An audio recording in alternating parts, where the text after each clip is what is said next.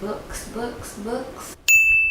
Hello everyone, my name is Alex. Welcome to my channel, The Endless Shelf. Today I am most excited to be doing the A to Z Bookish Survey. This is a tag that I saw on a booktube channel that I recently discovered but is not new. That channel is Miss Sassy Cassie. I'll leave the link for her channel in the description box down below. She's got great videos, definitely check her out. So let's get started. Author you've read the most books from. I actually have read the most books from Sarah Dessen. I've read 10 books of hers, followed by J.K. Rowling and Jodi Picoult.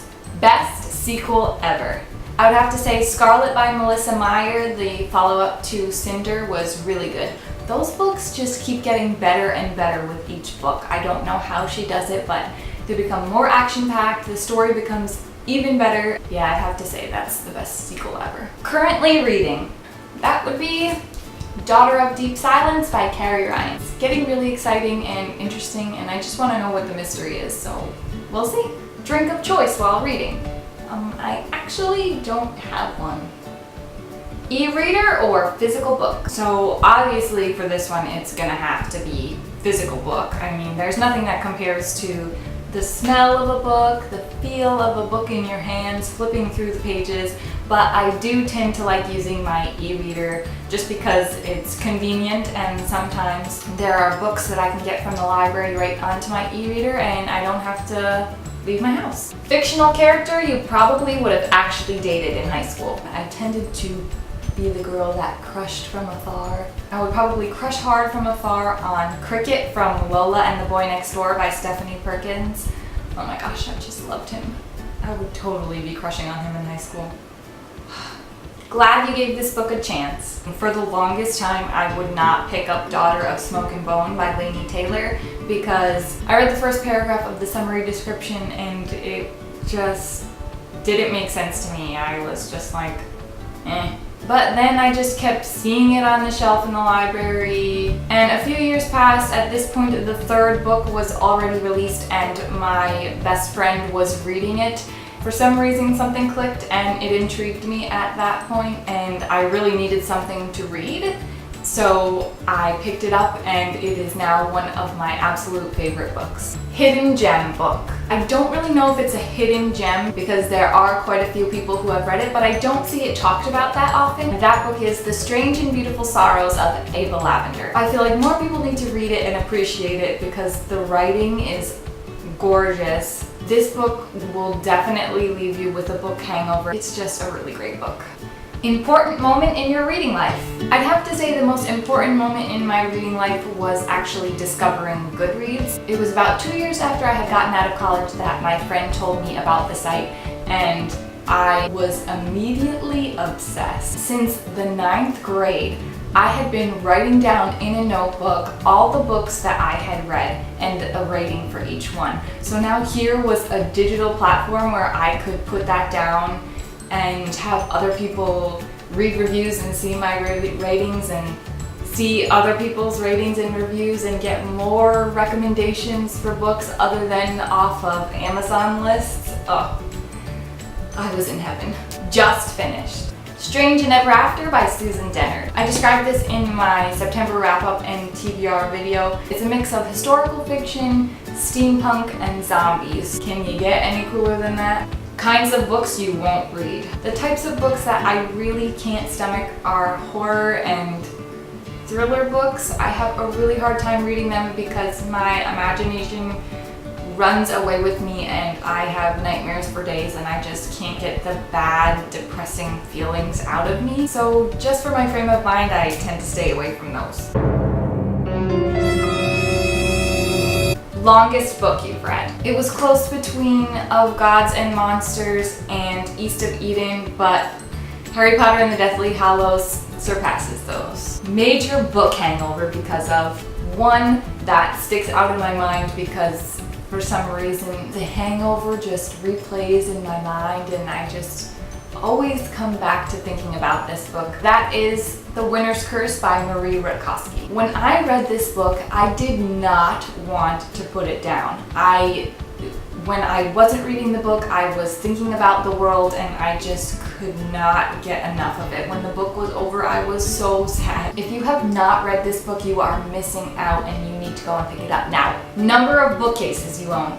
Currently, I don't have any bookcases. I know it's pretty sad, don't hate me. I do have physical copies of books, just no place to put them at the moment. One book you have read multiple times. So I've mentioned this before, but I'm not really big on rereading. I have reread the Harry Potter series, so I've read that series a total of 2 times, and that's pretty much it. Preferred place to read. On my couch or on my bed. I prefer to be lounging and laying down when I'm reading. It's just how I feel most comfortable. Quote that inspires you, gives you all the feels from a book that you've read. So I had to think long and hard on this because my problem is that I find so many quotes that I love in books, but I don't write them down. The one that sticks out in my mind the most at the moment is Love is an Element from Daughter of Smoke and Bone by Laini Taylor. It's so beautiful and simple and true. It's perfect. Reading regret. I haven't read enough classics. There are a number of classics that I really would like to get to, but they always get pushed further and further down on my TBR list because of the newer books that come out. I know I need to fix that issue, but I'm not sure when I'm going to get around to it. Series you started and need to finish because all the books are out. I'm going to say this very warily because I don't know who is watching. That series is Throne of Glass. Am I still alive? Did you turn off the video? The Throne of Glass series by Sarah J. Maas. I know I need to finish. Don't hate me. I'll get around to it, I swear. 3 of your all-time favorite books. How can you pick a favorite of your favorites? I'll have to go with Harry Potter and the Goblet of Fire. It's my favorite of the series. The Night Circus by Erin Morgenstern and East of Eden by John Steinbeck. Unapologetic fangirl for. How can you apologize for being a Harry Potter fangirl? Ravenclaw right here. Very excited for this release more than all the others. That would have to be the last book in the Winner's Trilogy by Marie Rakowski. The Winner's Kiss. Oh my gosh, I cannot wait. Aaron and Kestrel. Right here. I ship you. The title, Better Reign True.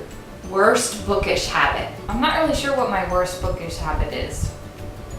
Probably that I don't buy enough books.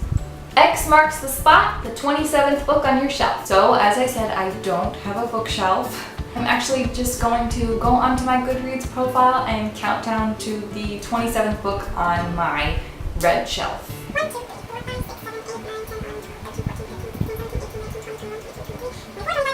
And that is Anna and the French Kiss by Stephanie Perkins.